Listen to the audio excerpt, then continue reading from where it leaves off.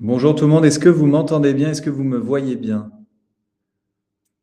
Désolé, il y a eu un petit problème dans le chat, mais c'était bon, je ne vous voyais pas, donc c'est parfait. Super, merci beaucoup de m'avoir rejoint. Je suis ravi d'être avec vous pour une petite heure aujourd'hui pour parler d'un temps fort de cette année que vous connaissez, qui est la semaine de la QVT. Ça fait quelques années, nous, qu'on aide les entreprises à déployer des semaines QVT, donc on s'est dit que ça serait un beau sujet de webinaire. Tout début avril, parce que c'est à ce moment-là, je pense qu'il faut s'en occuper. Donc voilà, une petite heure pour parler SQVT avec plein d'étapes clés en amont et puis surtout des idées d'action pour un programme qui soit le plus réussi possible. Allez, je vais commencer avec vous avez l'habitude pour celles et ceux qui nous connaissent déjà, je vais commencer avec un petit questionnaire déjà pour vous connaître un petit peu mieux. Donc je vous laisse répondre. Quel poste vous occupez au sein de votre entreprise? Est-ce que vous avez déjà participé à un webinaire Goldmap? Ça nous intéresse pour savoir si c'est plutôt nouveau pour vous, si c'est une habitude, une routine. Le premier jeudi du mois, vous êtes avec nous. Et vos attentes suite à ce webinaire, est-ce que vous êtes là pour trouver des idées, pour être accompagné, conseillé? Et si vous avez d'autres attentes, vous pouvez les préciser dans le chat. Vous pouvez me dire aussi dans le chat ce que vous faites, dans quel secteur d'activité vous travaillez, votre métier, comme ça on apprend à se connaître aussi, même si je reconnais quelques noms de famille et quelques prénoms. Bonjour Marion, Aurélie, Clémentine. Alors, Elsa, chef de projet digital dans le secteur de l'énergie. OK. Et Elsa, qu'est-ce que vous faites ici du coup? C'est vous qui coordonnez la semaine QVT dans votre entreprise? Uriel, qui est… Tac, tac. Désolé, il y a pas mal de commentaires, donc j'ai perdu. Uriel, assistante de gestion fonction publique, OK. Audrey, infirmière santé au travail, dans Lyon, dans l'industrie. Pascal Raff est responsable RH et RSE. Ça avait fait beaucoup de responsabilités, Pascal. Office manager pour Moran, OK. Donc, ouais, j'imagine que Moran, c'est une de vos prérogatives d'organiser les événements. Caroline, vous êtes alternante HSE dans le secteur de l'automobile. Dans le secteur, oui, de l'industrie automobile, pardon. Chloé, psychologue du travail, secteur privé. Aurélie RH, agence de pub pour des idées pour les collaborateurs. OK. Bon, formatrice QVCT, secteur médico-social pour Aurélie. Stéphane, formateur PSSM. Elsa, vous pilotez le bien-être au travail. OK. En plus de vos fonctions. Super. Mathilde, RQSE, BTP, Télécom. Bon, super. Merci beaucoup d'avoir pris le temps. Donc, et pour celles et ceux qui ne me connaissent pas, moi, c'est Arthur Catani. Je suis le cofondateur d'une société qui s'appelle Goldmap, que je vais vous présenter un petit peu.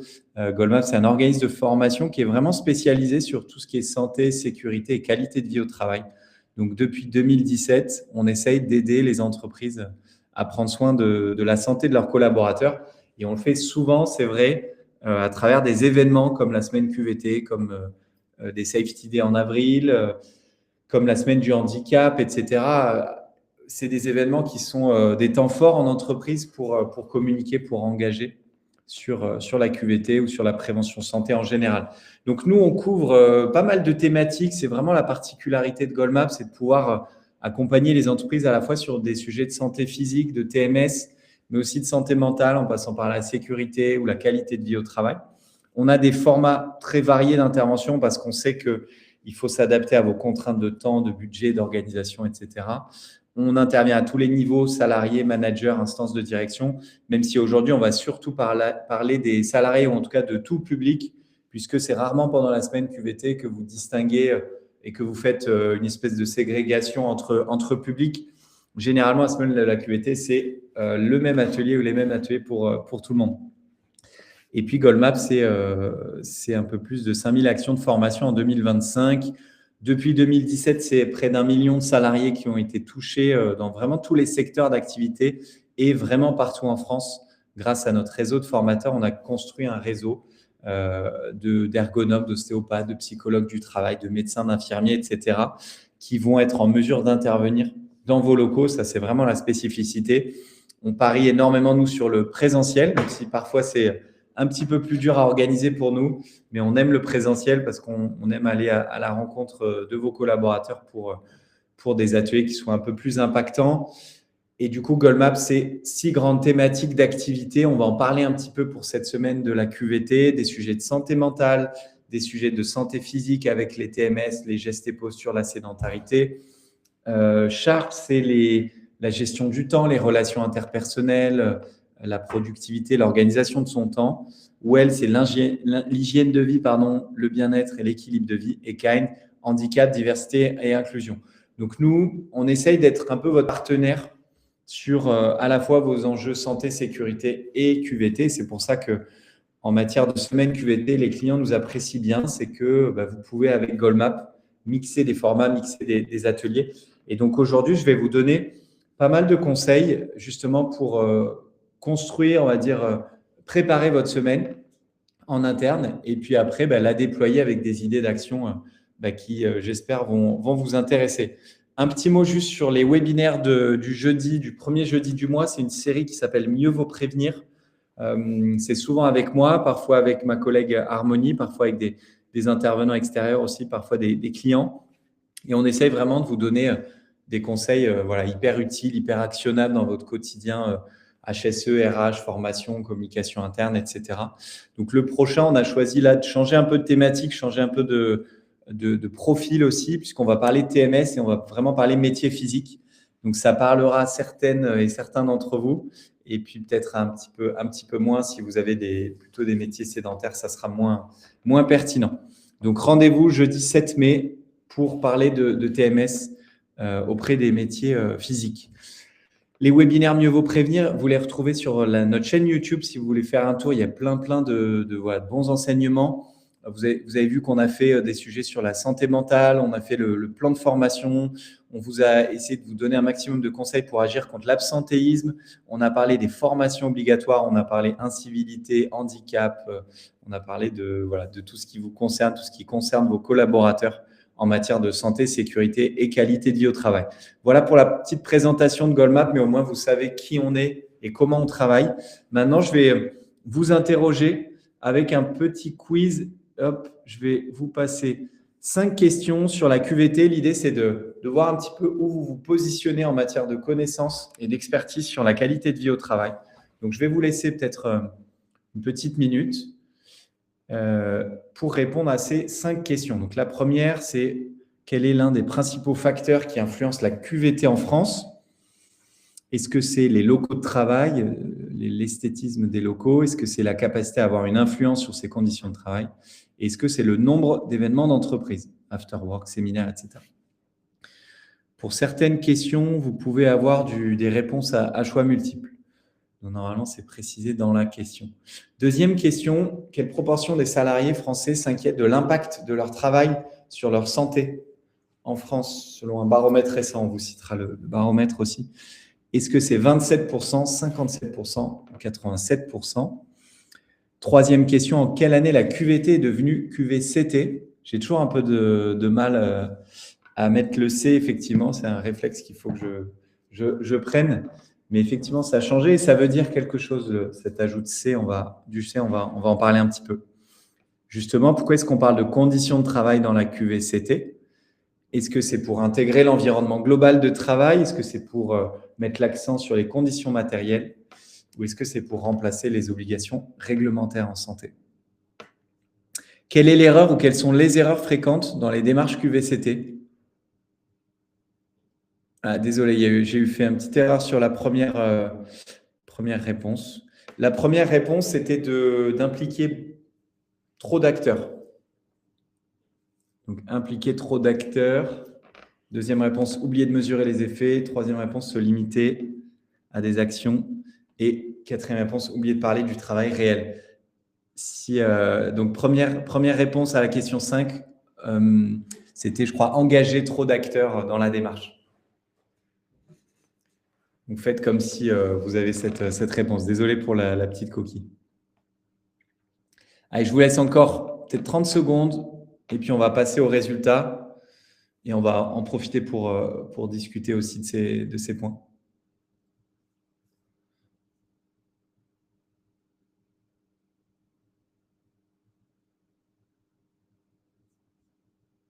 Ouais, si c'est OK pour vous, je vais partager les résultats. Donc, fin du vote. Donc, voilà les résultats que vous nous avez communiqués, vous nous avez partagés.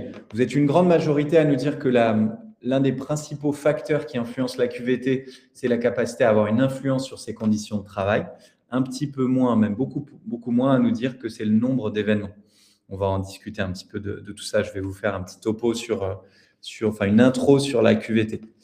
La proportion de salariés, vous êtes majorité à nous dire plutôt 57% et certaines nous disent que c'est 87%, donc près de 9 salariés sur 10.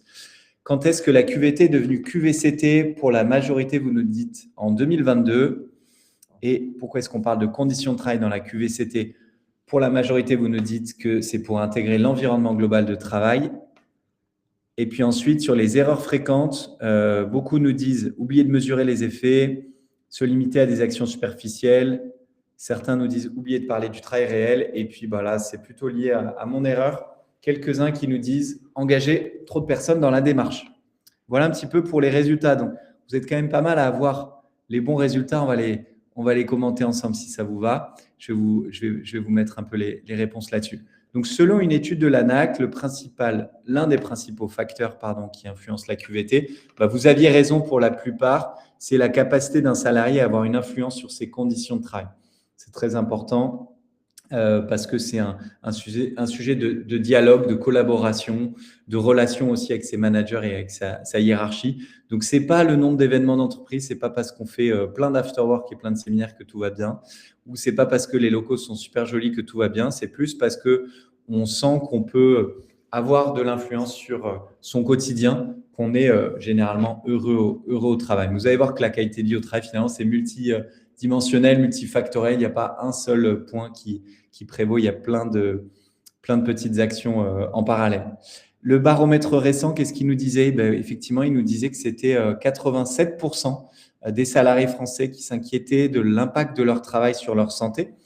Et donc, c'est un baromètre qui a été fait par eGym Wellpass, qui fait tout ce qui est carte pour des cours de sport en entreprise.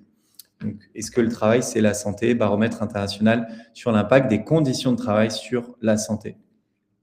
Troisième question, quand est-ce que la QVT est devenue QVCT? Vous aviez raison, pour la plupart, c'est en 2020. On y a ajouté le C des conditions, donc qualité de vie et conditions de travail, par l'accord national interprofessionnel que vous connaissez, l'ANI. Et donc, ça a élargi le concept de QVT en y intégrant explicitement tout ce qui est, on va dire, conditions de travail. C'est un point qui est assez important. Et puis, effectivement, la transition est toute faite. On parle de conditions de travail dans la QVCT parce qu'on veut y intégrer l'environnement global de travail, parce que les sujets d'organisation, de sens, de process, de relations de travail sont hyper importantes et c'est aussi déterminant en matière de qualité de vie au travail. Et puis, on veut mettre aussi l'accent sur les conditions de travail parce qu'on se rend compte parfois que, effectivement, vous pouvez avoir certaines entreprises qui font plein d'actions, des séminaires, des ateliers, etc. Mais si les conditions matérielles ne sont pas bonnes, c'est la base qui n'est pas bonne pour le collaborateur. Et donc, la qualité de vie et des conditions de travail, finalement, c'est plus large que ça. Et c'est pour ça que c'était un mouvement important de la part de l'ANI. Les erreurs fréquentes, finalement, c'était les quatre bonnes réponses. Les erreurs fréquentes dans une démarche QVT, c'est d'impliquer trop de personnes parce que, vous savez, quand on met trop de monde autour de la table, généralement, on a du mal à agir, on a du mal à décider. Too many cooks in the kitchen, disent les anglo-saxons. Oubliez de mesurer les effets parce qu'effectivement, la QVT, ce n'est pas juste la semaine QVT, ce n'est pas juste une journée, ce n'est pas juste un atelier, c'est tout au long de l'année. Donc, il faut pouvoir mesurer les effets.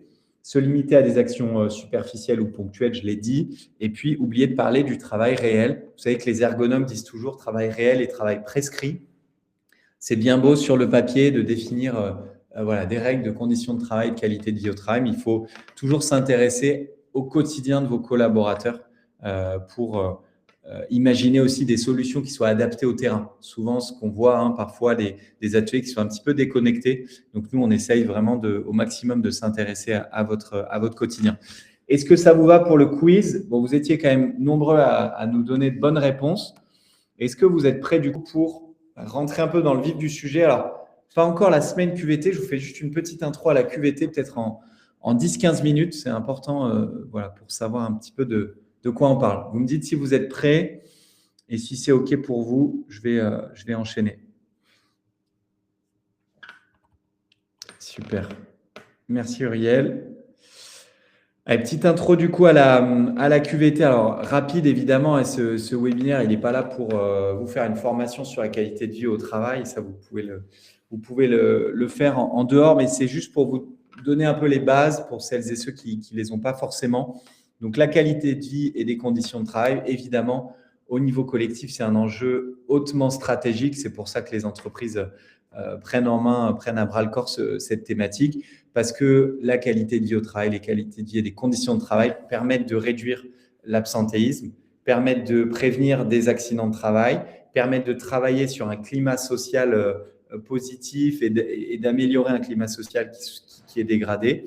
Et ça permet aussi, évidemment, d'améliorer la qualité et la productivité. Donc, pour une entreprise, pour une direction générale, pour une direction financière, finalement, de mettre en place des actions de QVT, c'est vraiment un enjeu stratégique. Et la bonne nouvelle, c'est que la plupart des entreprises sont plutôt sensibles à tout ça aujourd'hui. Et puis, au niveau individuel, évidemment, que ça impacte toutes les facettes de notre santé au quotidien. Si on est heureux au travail, on a une santé mentale voilà, qui est privilégiée. La QVCT, ça impacte évidemment la santé physique, hein, ne serait-ce que votre quotidien, si vous êtes sédentaire ou si vous avez énormément de manutention manuelle à réaliser au quotidien, des gestes répétitifs, forcément, ça impacte. Si vous avez des horaires de nuit, si vous avez… Voilà, tout ça, ça impacte. On dit souvent que quand on est stressé, certains somatisent parfois, on peut avoir mal au dos. Donc forcément, le travail impacte toutes ces facettes de la santé, puis sur la santé sociale, évidemment, également. Donc voilà, je le fais en très rapide, hein, mais la qualité de vie au travail a un impact majeur sur la performance collective, sur le bien-être et sur la performance individuelle. Donc, c'est essentiel de s'en préoccuper, tant au niveau organisationnel qu'au niveau personnel. Et moi, je trouve aussi qu'on doit tous être acteurs finalement de la QVT, que ce n'est pas que l'entreprise et l'organisation, c'est aussi nous en tant qu'individus. On peut amener un peu plus de qualité de vie au quotidien dans nos organisations, soit en tant que manager, soit parce qu'on est collaborateur et qu'on a envie d'avoir un impact positif sur son collectif et sur son organisation. Je vous ai mis en parallèle, l'une à côté de l'autre, les spirales positives et négatives de la QVCT. Côté négatif, il y a des rapports sociaux qui sont dégradés. Il y a des exigences émotionnelles, hein. Par exemple, quand on travaille dans un hôpital, vous faites face à de la fatigue, à de la souffrance psychologique, physique, etc. Et vous n'avez pas d'autonomie et en même temps, vous avez des temps de travail qui sont hyper intenses. De l'autre côté, vous avez un bon équilibre vie pro-perso, vous avez des rapports sociaux qui sont positifs. Ça ne veut pas dire que tout va toujours très bien dans l'entreprise, mais en tout cas, les gens arrivent à se parler, on arrive à communiquer et puis on s'apprécie professionnellement. Il y a de l'autonomie et il y a du sens au travail. Donc, vous avez vu que tout ça, c'est quand même complètement opposé. Ces facteurs, ils vont créer du stress sur notre gauche parce que ça va créer du stress, ça va potentiellement générer des conflits et ça peut potentiellement mener à des incivilités côté client, côté usager. Si vous travaillez avec du public, si vous travaillez avec des clients au téléphone, si vous travaillez avec des patients, vous le connaissez, hein, cette problématique d'incivilité. Puis de l'autre côté, si on a travaillé sur la QVCT, on arrive à réguler son stress, on arrive à prévenir les violences internes et externes, que sont les risques psychosociaux. Du coup, du côté négatif de la spirale, il y a de l'épuisement professionnel, il peut y avoir des TMS, j'en ai parlé avec le mal de dos, hein, souvent, on dit souvent qu'on en a plein de dos au travail, la dépression, l'anxiété, les maladies cardiovasculaires. Côté positif, là où tout va bien, on ressent des émotions positives, on s'épanouit professionnellement, on est en bonne santé, on a une bonne qualité de vie. Et puis à la fin, les conséquences en termes d'entreprise, côté négatif, on se désengage, on se démotive, l'image de l'entreprise est dégradée, on est moins productif, on est plus absent et il y a du turnover. Côté positif, il n'y a pas de turnover parce qu'on est heureux dans ces équipes. On arrive à maîtriser son absentéisme. On augmente la productivité parce qu'un salarié heureux, c'est un salarié qui est plus performant. On a une marque employeur qui est forte aussi. On est fier d'appartenir à son collectif et on est motivé au quotidien. Les équipes sont motivées et sont engagées parce que on arrive à travailler de manière globale sur la qualité de vie et les conditions de travail. Donc voilà, du côté gauche, c'est évidemment la spirale négative et du côté droit, c'est la spirale positive. Alors, tout n'est pas toujours parfait, tout n'est pas toujours négatif, évidemment. Vous pouvez avoir sur certains points des points positifs et d'autres des points plus négatifs, mais l'important, c'est de travailler collectivement pour essayer de mettre en place cette spirale positive. Est-ce que vous pouvez me donner dans le chat, selon vous, enfin si vous connaissez, les 6 piliers de la QVCT selon l'ANACT? Donc, ANACT, c'est l'Association nationale pour l'amélioration des conditions de travail. C'est l'ANACT qui est à l'origine de la semaine de la QVT, par exemple. Dites-moi dans le chat les 6 piliers de la QVCT, si vous en avez en tête, certains qui vous sembleraient logiques peut-être. Je vous laisse quelques petites secondes si ça vous va. Donc, les 6 piliers de la QVCT.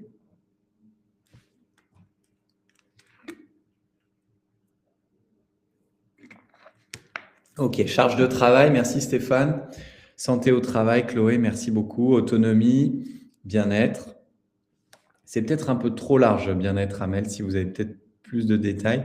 Équilibre, Mathilde, donc équilibre vie pro-perso, j'imagine. L'égalité au travail, effectivement, les sujets d'inclusion, importants. Organisation du travail, stratégie santé, parcours professionnel, où est-ce qu'on se développe. Dialogue professionnel, Uriel, effectivement, on en a parlé un petit peu. Coopération et relations, effectivement, relations de travail, dialogue. Liberté d'organisation, est-ce qu'on a effectivement une liberté de l'autonomie dans la gestion de son temps? Un point qui est super important. Accompagnement, donc j'imagine accompagnement par un manager, développement professionnel, Stéphane. Uriel, management, forcément. Hein. Elsa, vous en avez donné pas mal. Donc, dialogue, égalité, management, santé au travail et mettre en avant les compétences de chacun. Ouais, peut-être les sujets de reconnaissance, effectivement. Le contenu, l'égalité, valorisation des actions. Ok, bon, vous avez pas mal d'idées. Vous avez en fait cité, je pense, les grands piliers. Donc, on va se les revoir en rapide. Effectivement, le premier, c'est le contenu du travail. Est-ce que les consignes sont claires? Est-ce que j'ai des tâches assez variées et pas trop répétitives? Est-ce que ma charge de travail est bien répartie? Est-ce qu'il y a une vraie adéquation entre les objectifs et mes ressources? Si mes objectifs sont élevés, il faut que j'ai des ressources élevées parce que j'ai des ressources importantes, que je peux aller atteindre des objectifs importants. Au contraire, si j'ai des objectifs importants mais des ressources faibles, il y a une inadéquation qui crée du stress. Deuxième dimension, c'est la santé au travail. Donc, on peut évoluer dans une entreprise qui prend en compte sa santé, des entreprises qui prennent en compte les RPS, les TMS, qui aménagent les lieux, les postes de travail, qui essayent d'optimiser des déplacements professionnels, qui fait attention à son plan d'action de prévention, à son document unique, etc. Troisième dimension, les compétences et parcours professionnels. Donc, vous en avez pas mal parlé. Parcours d'intégration, ce qu'on appelle onboarding. Et puis ensuite, parcours de développement des compétences, plan de formation, adaptation des compétences, etc. Donc, comment est-ce qu'on évolue dans l'entreprise? L'égalité professionnelle, c'est super important aussi. Et on l'oublie parfois hein, quand on parle de QVC. C'est égalité homme-femme, évidemment. Égalité intergénérationnelle, donc la pyramide des âges, prise en compte du handicap, évidemment, de la diversité, quelle qu'elle soit. Égalité vie pro-perso, aménagement des horaires quand c'est possible pour certains métiers, certains profils, et un usage des outils de communication qui est équilibré. Le management, super important aussi. Donc, le management, nous qu'on dit participatif, c'est bonne diffusion des objectifs, de la stratégie de l'entreprise, des rôles de chacun, des procédures de travail. C'est important quand on est collaborateur de savoir où on va, avec qui on va et à quel horizon, je dirais. D'avoir des temps d'échange aussi sur le travail, des temps où la parole est libérée. C'est important pour sentir qu'on peut s'exprimer, même si au niveau management et direction, tout ne sera pas forcément appliqué, mais on a cette liberté de ton et de parole. Et puis, la transparence de la politique de rémunération, vous savez qu'on en parle beaucoup, puisque ça va devenir, ou c'est devenu d'ailleurs, une obligation pour les entreprises de plus de 50 salariés, je crois. Et dernière dimension qui est très importante également, c'est les relations au travail, le climat social. Alors, les relations au travail, ce n'est pas que avec son manager ou avec sa manager, c'est aussi entre collègues, c'est les relations professionnelles, c'est l'organisation des réunions, c'est la diffusion des supports, le rôle des instances, c'est des événements conviviaux, les temps de pause, le temps du déjeuner, etc. Est-ce que tout ça, ça fait des moments sympas à vivre au quotidien? Donc voilà un peu pour les 6 grandes dimensions. C'était important pour moi de le rappeler pour que vous ayez en tête tout ce que c'est la QVCT, pour se dire, voilà, est-ce qu'en sachant tout ça, j'ai des idées concrètes pour animer ma semaine QVT. Alors, c'est quand la semaine? Ça, vous le savez, je pense. Vous pouvez juste me confirmer dans le chat que vous le saviez. 15 au 19 juin. Je pense que ça, c'était OK pour tout le monde. Est-ce que vous connaissiez le thème de cette année? Manager, c'est tout un travail. Dites-moi pareil dans le chat si c'était OK pour vous. Vous allez voir, nous, on a réfléchi un peu à ce thème aujourd'hui, donc je vais vous donner quelques pistes. C'est un thème, pour être très honnête, que j'ai trouvé un petit peu bizarre, puisque finalement, pour moi, la semaine de la QVT, c'est vraiment un temps où on partage, où on est tous ensemble. Et donc là, pour moi, ça mettait l'accent sur un public. Et ce n'est pas forcément l'objet d'une semaine QVT, mais bon, c'est que mon avis. Mais vous allez voir que nous, on essaye de le tourner en mode, finalement, le management, c'est peut-être un rôle qu'on a un petit peu tous. On manage un peu tous ces relations interpersonnelles au travail. On peut être parfois un peu le manager de sa relation avec son dirigeant, sa dirigeante. Et donc, on a tous un rôle à jouer en termes de communication d'équipe et de collectif. Pourquoi organiser une semaine QVT? Ça, on l'a vu un petit peu, parce qu'on veut motiver les collaborateurs, on veut renforcer la cohésion, on veut améliorer le bien-être, on veut sensibiliser, impliquer les salariés sur des enjeux de prévention qui sont importants pour vous. Et globalement, on veut combattre les risques psychosociaux dans son entreprise.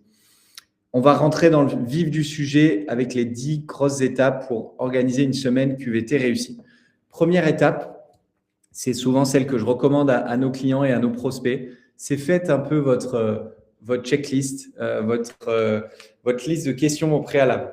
C'est important d'arriver avec ces questions bien définies, peut-être de les travailler en collectif aussi, de ne pas être tout seul sur ces points. Est-ce que j'ai du budget? Est-ce que mon entreprise est prête à financer quelque chose ou pas?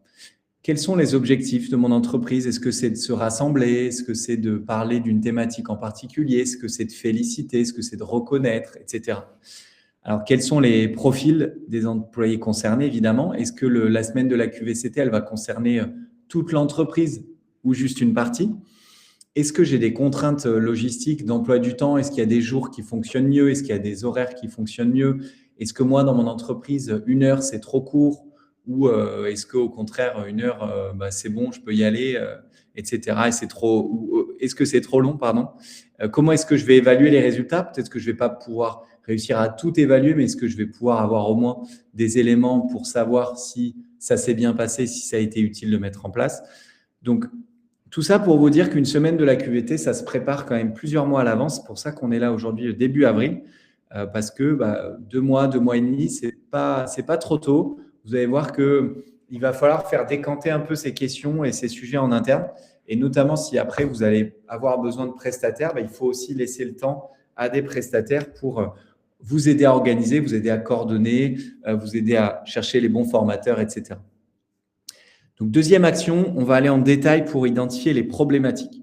Donc, c'est quoi les objectifs? Ça, on en a parlé un petit peu. Est-ce qu'on veut faire de la prévention? Est-ce qu'on veut parler des obligations légales? Est-ce qu'on veut faire de la communication, plutôt de la marque employeur? Vous voyez, par exemple, j'ai des entreprises où c'est plutôt la communication interne qui me contacte, d'autres où c'est plutôt la médecine du travail ou la prévention. Ça dépend un petit peu des objectifs de votre entreprise. Quelles sont les problématiques QVT de votre entreprise et de votre secteur? Ça, on va en parler un petit peu. C'est important de vous intéresser à ces sujets. Et pour ça, vous pouvez aller regarder les chiffres d'absentéisme, les chiffres d'accidentologie, revoir un peu les remontées de vos managers en matière d'arrêt de travail, d'accident de travail, de douleur, etc. Les risques professionnels qui sont répertoriés dans votre DUERP. A priori, la semaine de la QVT, ça peut être un temps pour justement travailler sur des risques qui sont identifiés dans votre document unique. Si vous avez identifié que la sécurité routière est un risque important et que vous n'avez pas d'autres moments dans l'année pour mettre en place des actions, peut-être que c'est à ce moment-là qu'on propose des actions sur le risque routier, par exemple. Est-ce que mon entreprise, l'activité est saisonnière? Est-ce que j'ai déjà organisé des actions les années précédentes? Si je suis nouvelle ou nouveau, qu'est-ce qui a été fait dans mon organisation en 2025, en 2024? Quels ont été les résultats? Comment ça s'est passé? Avec qui ça s'est passé? Donc, il faut aller creuser un peu tout ça pour arriver avec un maximum d'éléments pour organiser vos ateliers. Troisième action que je peux vous recommander aussi, que certaines entreprises utilisent aussi, c'est d'essayer d'intégrer au maximum vos salariés dans la démarche en amont. Alors, ça ne veut pas dire de forcément faire une réunion avec tous les collaborateurs, mais ça peut être en faisant, par exemple, des mini-enquêtes auprès de vos équipes. Moi, j'ai beaucoup de clients qui me disent on va prédéfinir un certain nombre de thématiques et ensuite, on va les faire choisir. Donc, sur 5-6 thématiques, les TMS, la déconnexion numérique, l'équilibre de vie, les risques psychosociaux et la santé mentale. Au niveau RH, on a prédéfini ces sujets et puis c'est les collaborateurs qui vont décider à travers un sondage super simple sur Teams, sur Chat, sur Slack, etc. On peut leur demander aussi quel format ils préfèrent. Est-ce qu'ils préfèrent du collectif, de l'individuel, du présentiel, du distanciel, des petits groupes ou des conférences? Ça, c'est l'assurance aussi de ne pas se planter, entre guillemets. C'est-à-dire de ne pas faire des hypothèses qui vont être fausses et donc de s'assurer que vous allez pouvoir vraiment rebondir sur leurs préférences, leurs attentes. Dites-moi dans le chat si certaines d'entre vous utilisent ces petits questionnaires en amont, ces petits sondages. Peut-être que vous le faites tout simplement aussi à la machine à café ou en réunion le lundi matin avec toute l'équipe. Mais en tout cas, je pense que c'est important à un moment de se dire il faut qu'on aille tester un peu nos idées auprès des collaborateurs, auprès des équipes, pour pas que ça soit ressenti comme quelque chose qui a été fait en vase clos. Je pense que c'est important en matière de communication. Donc Stéphane, vous faites un formulaire Forms. Ouais, c'est aussi simple que ça. Hein. Ça peut prendre vraiment 5-10 minutes à le mettre en place. Tous les collaborateurs ne vont pas répondre, évidemment, mais vous aurez un certain nombre de réponses qui vous seront utiles. En off, oui, Uriel, en échangeant directement avec les petits temps d'échange. Ça peut être les remontées des managers aussi. Audrey, au mois de janvier, vous avez mis en place un sondage. Ok, ouais, super. Et ben, j'en profite, Audrey, souvent, effectivement, vous avez des bilans annuels, des enquêtes annuelles, des enquêtes de climat social, etc., enquêtes QVT, risques psychosociaux. Vous pouvez profiter de ces enquêtes aussi pour poser quelques questions sur les formats, sur les thématiques qui intéressent. Justement, en termes de format, super important de clarifier les formats et de les avoir en tête de votre côté. Il y a plein de formats d'intervention qui vont être possibles pour des actions que vous allez mettre en place vous, avec vos prestataires, avec vos collègues, des formateurs internes, etc. Vous allez pouvoir faire des choses en petits groupes ou en grands groupes. Nous, on distingue la conférence et la sensibilisation. En conférence, on est illimité en nombre de participants. Et du coup, ce n'est pas du tout les mêmes objectifs. En conférence, on veut rassembler tout le monde, on veut diffuser largement. C'est une espèce de… Voilà, c'est un temps un peu de séminaire, c'est un ramdam. On rassemble tout le monde et on partage des bonnes pratiques et des messages de prévention.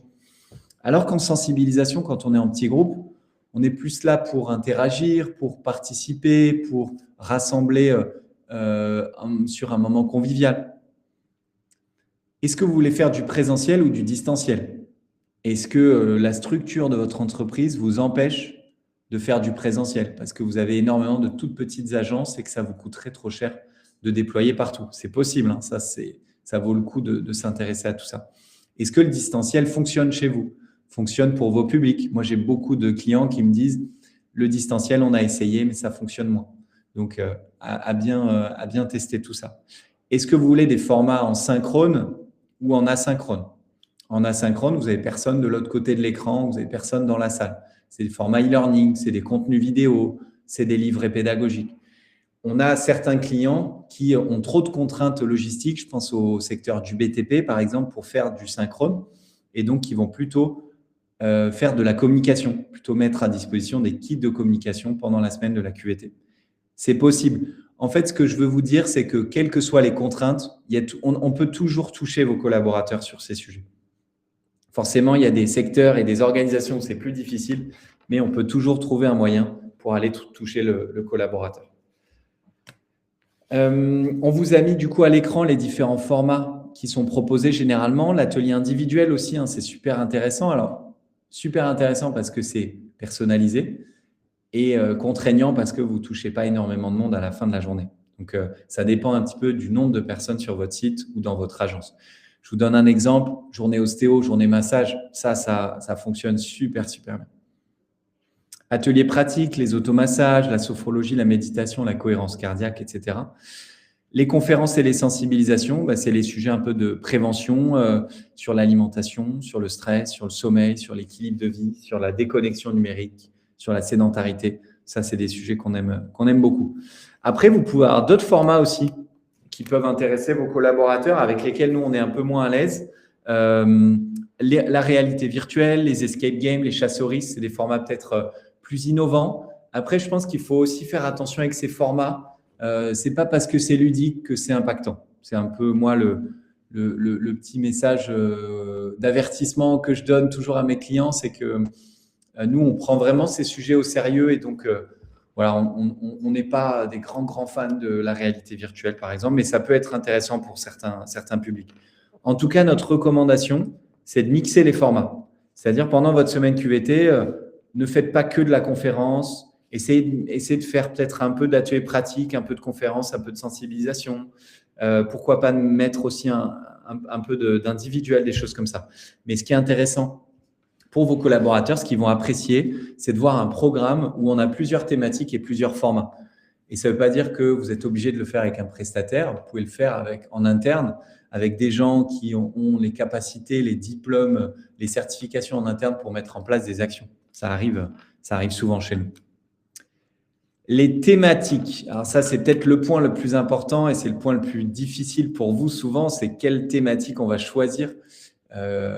Et donc ça, on vous encourage à sélectionner en fait les principaux enjeux de votre activité. Donc là, il faut s'intéresser à votre métier.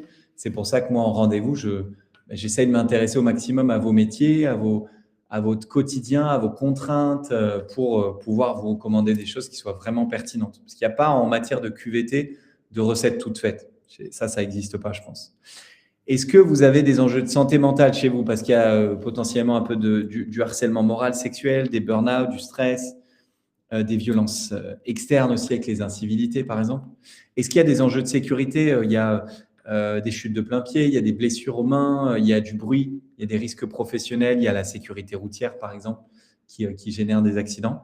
Est-ce que vous avez des enjeux de santé physique? Parce qu'il y a des TMS, parce que vos collaborateurs sont très sédentaires, etc.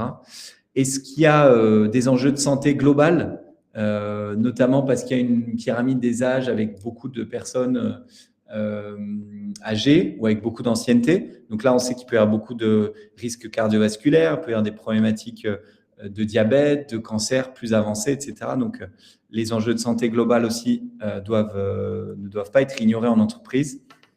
Est-ce qu'on a des sujets de relations dans les équipes, incivilité, conflit, reconnaissance au travail, cohésion d'équipe, communication, etc.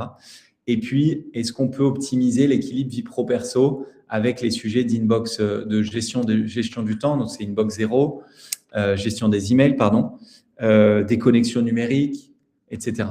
Ça, c'est un peu les gros sujets qu'on voit régulièrement en entreprise. Et ça m'amène à nos best-sellers, nous, qu'on voit et qu'on propose beaucoup.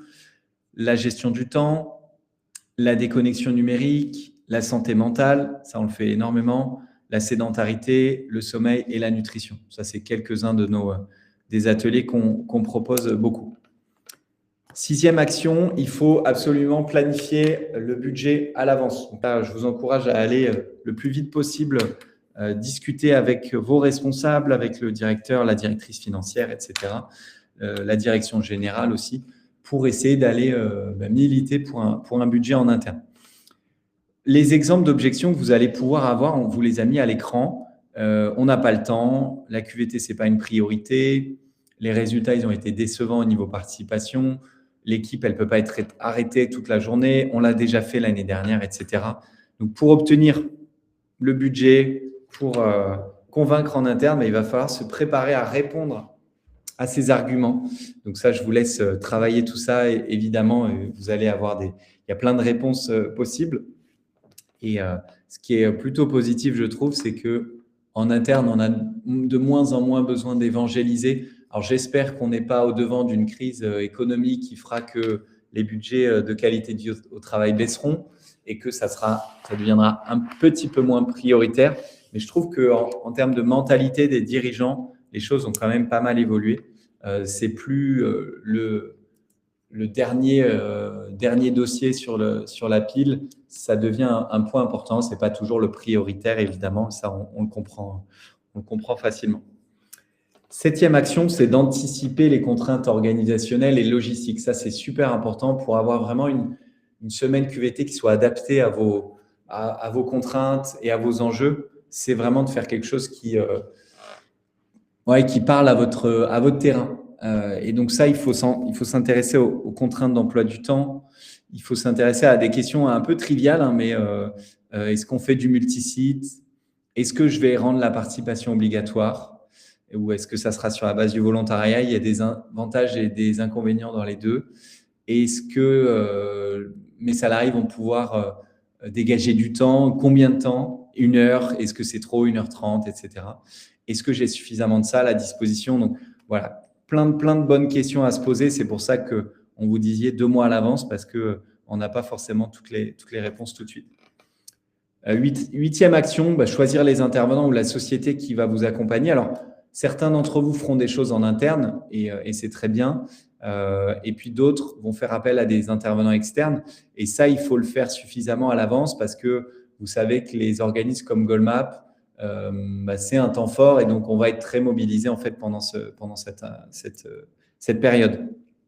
Et puis après, je prêche pour ma paroisse forcément, mais je trouve que c'est intéressant pour une semaine QVT de travailler avec un seul et même interlocuteur parce que vous allez gagner du temps en termes d'organisation, ne serait-ce qu'en termes de facturation, de déploiement, tout ça. Vous avez un seul interlocuteur et c'est cet interlocuteur qui est responsable du bon déploiement de cette action. Donc pour vous, c'est quand même un peu plus de facilité. Vous avez un seul espace client, un seul mail référent, un seul numéro de téléphone à appeler. C'est quand même beaucoup plus simple. 9e action, il faut absolument communiquer en amont, pendant et après. Donc, communiquer autour de l'événement plusieurs mois avant, annoncer votre semaine QVT, annoncer un peu les actions que vous avez prévues, que vous avez envie d'avoir un maximum de collaborateurs. Vous pouvez utiliser plein de canaux de communication. Moi, je vous recommande d'utiliser tous les canaux que vous avez, le Teams, le Slack, le webinaire mensuel que vous avez en réunion mensuelle, par exemple, l'affichage en physique, profitez aussi de vos managers pour communiquer, etc. Mais en tout cas, utilisez tous les canaux que vous pouvez avoir. Essayez d'impliquer vos salariés. Vous pouvez avoir, j'ai des clients qui ont des ambassadeurs QVT qui vont être un peu relais d'une démarche de semaine QVT. Donc ça peut être super intéressant. Sensibilisez vos managers, évidemment, parce que si les managers disent « moi, mes collaborateurs, je leur interdis de participer à cet atelier », c'est contre-productif, évidemment. Donc, sensibilisez vos managers. Et puis, on peut imaginer, il y a plein d'entreprises qui imaginent aussi de faire pendant cette semaine QVT un challenge, par exemple challenge de pas, challenge prévention. Il y a plein de manières de faire des challenges. Ça peut être des choses que vous faites en interne pour essayer de motiver et de fédérer. On va essayer de faire 100 000 pas d'ici la fin de la semaine, des choses comme ça. Ça, c'est des choses qu'on voit beaucoup. Et vous avez plein d'applis aujourd'hui qui vous aident à faire tout ça. Je vous ai mis quelques exemples de kits de communication qu'on a, nous, livrets pédagogiques, affiches de sensibilisation, modules de e-learning, vidéo, etc. Vous avez plein de choses disponibles, nous, qu'on vous met qu'on met sur l'espace client pour nos clients. Et du coup, dernière action, c'est après l'événement, il faut absolument mesurer les résultats, il faut pérenniser l'impact. Donc, on vous recommande toujours d'avoir des questionnaires à chaud. On vous recommande aussi d'avoir un questionnaire à froid. Ça peut être 3 mois, 6 mois après pour essayer de comprendre si on a eu un peu d'impact. On peut proposer plein d'outils pour essayer de faire perdurer, alors notamment le e-learning, les vidéos, etc. On peut relancer une campagne de sensibilisation quelques mois après, à la rentrée par exemple. On va essayer d'utiliser des indicateurs aussi pour comprendre l'impact sur, par exemple, l'absentéisme, etc., même si c'est toujours difficile de montrer un impact clair entre semaine QVT et absentéisme. Je pense que c'est un peu plus long terme que ça peut être prouvé. Voilà un peu pour les étapes. Et du coup, pour les 15 dernières minutes, on va vous parler des idées d'atelier. Donc, on a réfléchi avec Harmonie, qui est ma responsable d'ingénierie pédagogique, aux thématiques autour de manager, c'est tout un travail. Donc là, on vous a mis des idées d'action que vous pouvez faire en interne et des idées d'atelier que vous pouvez faire avec des prestataires externes. Donc, des idées d'atelier sur développer son intelligence émotionnelle, à la fois pour les managers, mais aussi pour les collaborateurs. On va dire tout ce qui est relations interpersonnelles. Si on reste dans les relations interpersonnelles, maîtriser la communication bienveillante. On est tous un peu managers de la relation qu'on a avec ses collègues. Et donc, comment est-ce qu'on communique de manière plus bienveillante, plus assertive? Comment est-ce qu'on est plus intelligent collectivement et émotionnellement? Pour être plus intelligent émotionnellement et collectivement, on peut apprendre aussi à prévenir, à désamorcer, à traiter les conflits en interne. Ce n'est pas que la responsabilité du manager, c'est la responsabilité de tout le monde finalement. On peut apprendre à prévenir les risques psychosociaux de manière globale. Et puis après, il y a des choses que vous pouvez faire en interne. La cohésion d'équipe, mobiliser, engager les équipes. Ça, c'est le travail du ou de la manager, mais c'est aussi le travail de tous les collaborateurs. On peut intervenir sur l'accompagnement au changement. Comment est-ce qu'on accompagne le changement organisationnel, les transformations des entreprises? Il y a beaucoup d'entreprises qui se transforment régulièrement avec des achats, des ventes, des intégrations, des nouveaux produits, des nouvelles organisations, etc. Comment est-ce qu'on apprend à travailler avec l'intelligence artificielle? Ça, je pense que c'est un sujet qui nous concerne tous. Donc, voilà, quelques idées d'action qui peuvent être intéressantes, quelques idées d'ateliers, de réflexion. Ça peut être des ateliers de brainstorming qui peuvent être pertinents par rapport à la thématique manager. C'est tout un travail. Maintenant, ce que je voulais vous dire aussi, c'est que cette année, le gouvernement a décidé, vous savez, de renouveler la grande cause nationale qui est la santé mentale pour la 2e année consécutive. Donc, nous, on s'est amusé à créer un peu une semaine QVT autour de ces sujets santé mentale. Donc là, vous avez quelques exemples ici. On s'est dit que la santé mentale, c'était la possibilité d'évacuer les tensions, de bien s'organiser, d'apprendre à respirer, de se renforcer et d'apprendre à communiquer. Et face à ça, on y a mis des ateliers de notre catalogue. Donc là, vous avez sur se renforcer les sujets de confiance en soi, de résilience par exemple, sur s'organiser, la gestion du temps, l'équilibre vie pro-perso, sur communiquer, on en a parlé un petit peu, la communication bienveillante, l'intelligence émotionnelle, etc. Ça vous donne quelques exemples. Deuxième idée de proposition, autour de la santé mentale, on a essayé de travailler autour de prendre soin d'eux. Donc, prendre soin de soi, évidemment, prendre soin de ses collègues, prendre soin de son équipe, prendre soin de son travail et prendre soin de son équilibre de vie. Et ça, moi, je l'aime bien, cette proposition. Pour moi, elle recouvre plein de choses importantes en entreprise. Donc, pour prendre soin de soi, on peut travailler sur la santé mentale, sur le bien-être au quotidien. Prendre soin de ses collègues, l'optimisme, la communication bienveillante. Prendre soin de soi, de son équipe, la cohésion d'équipe, l'intergénérationnel, super important aussi. Prendre soin de son travail, la gestion du temps, l'efficacité professionnelle et prendre soin de son équilibre de vie, les clés de l'équilibre vie pro-perso et la déconnexion numérique. Ça, je l'aime bien, celle-là. J'espère qu'elle résonne chez vous aussi, qu'elle vous est utile. Autre proposition, plutôt autour de grandes thématiques du bien-être. Ça, c'est si vous n'avez pas envie d'avoir juste une thématique, une couleur autour de la santé mentale et si vous avez envie de travailler sur tous les sujets.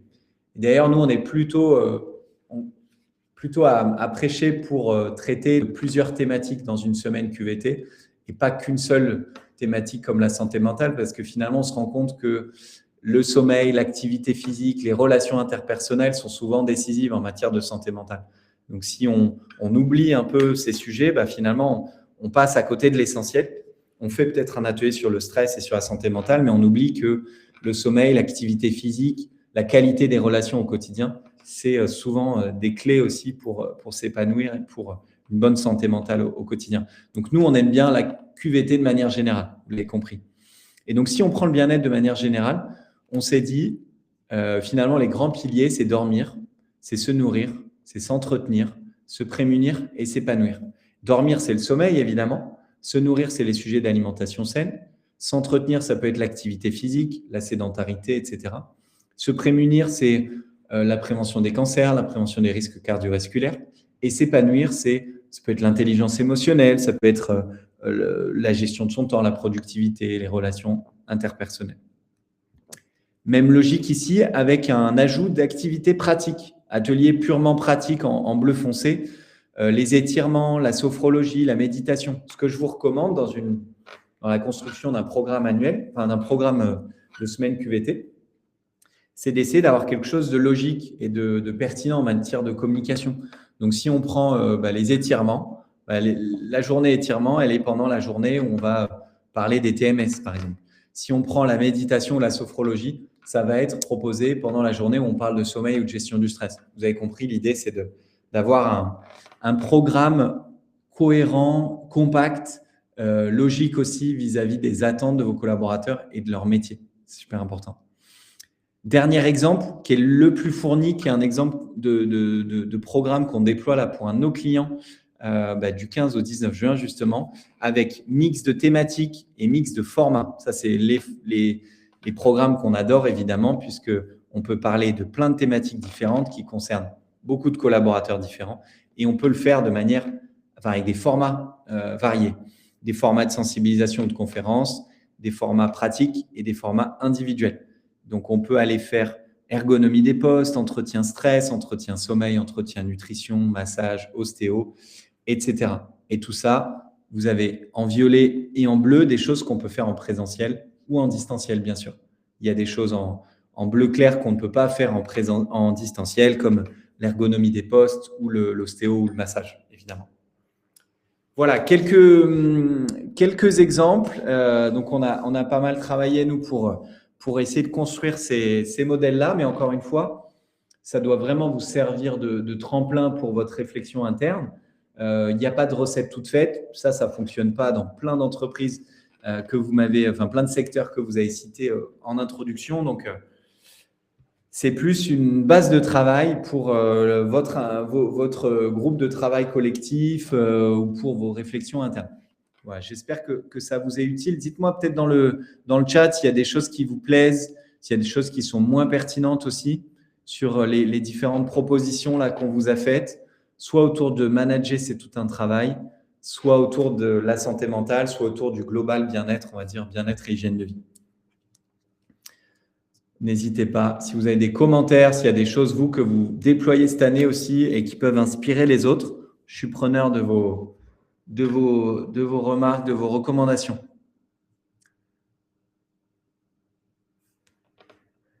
Hop. Et pendant ce temps-là, peut-être j'en profite juste pour vous dire que nous, la semaine QVT, on l'a déployée depuis 2017, qu'on aime bien, vous l'avez compris, nous adapter à vos besoins, aux besoins de vos collaborateurs avec des choses qui soient ludiques, qui soient variées. Voilà, on a accompagné pas mal de grandes sociétés, de grandes structures, grandes organisations sur cette problématique de semaine QVT. Et je voulais vous dire aussi qu'on aura un bonus pour nos clients semaine QVT, qui est un bonus exclusif qu'on offre que pendant la semaine de la QVT. On offre en fait un pack avec une vidéo par jour de coaching santé que vous allez pouvoir repartager en interne. Donc, dans le pack, on a le yoga des yeux pour les sujets de fatigue visuelle, les automassages pour libérer les tensions, les étirements au bureau et la gestion du stress. Donc ça pourra vous être peut-être vous être utile, je l'espère, si vous travaillez avec nous pour la semaine de la QVT. Peut-être dernier point aussi, quelques ressources pour aller plus loin. Alors, je vais vous mettre les liens. Hop. Je vous demande juste une petite minute et peut-être si dans le chat, vous avez des questions en parallèle, évidemment, n'hésitez pas. Hop. Alors.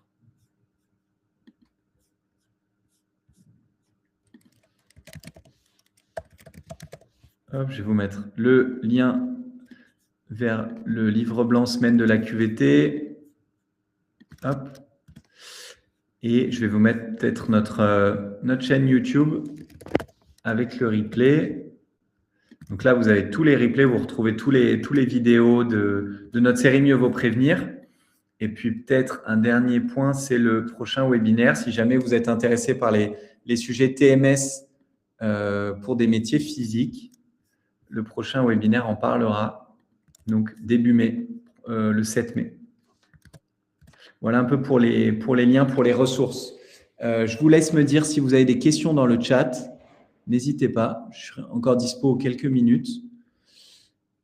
Et j'en profite pour vous remercier aussi d'avoir participé à ce webinaire, d'avoir pris cette heure dans votre agenda bien chargé, j'imagine, pour réfléchir aux actions de QVT, de semaine QVT. Avec plaisir, Christine. Merci à vous.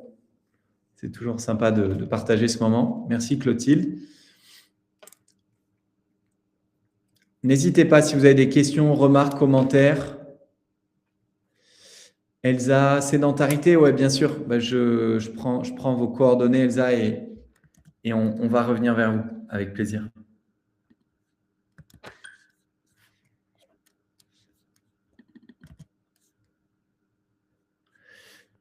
Avec plaisir pour le webinaire.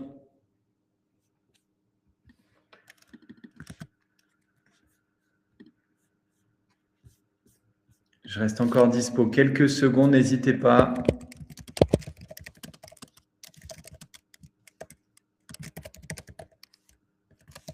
Merci Uriel, ouais, je suis content qu'il y ait des idées qui vous parlent et des initiatives. Encore une fois, il y a plein de choses que vous pouvez faire de votre côté, même si parfois vous avez pas de budget ou moins de budget. Voilà, l'idée, c'est pas d'abandonner ce projet Semaine QVT. Vous allez forcément réussir à trouver des choses. Ouais, bon week-end Pascal, effectivement, Stéphane. Profitez bien de votre jour off lundi.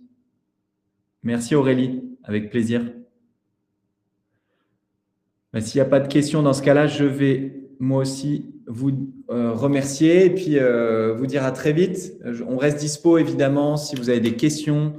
Vous avez mon adresse mail, mon numéro de téléphone. Vous pouvez nous contacter. Vous avez peut-être déjà des relations avec notre équipe commerciale. Et puis, je vous dis à très bientôt. Bonne journée et à bientôt. Au revoir tout le monde.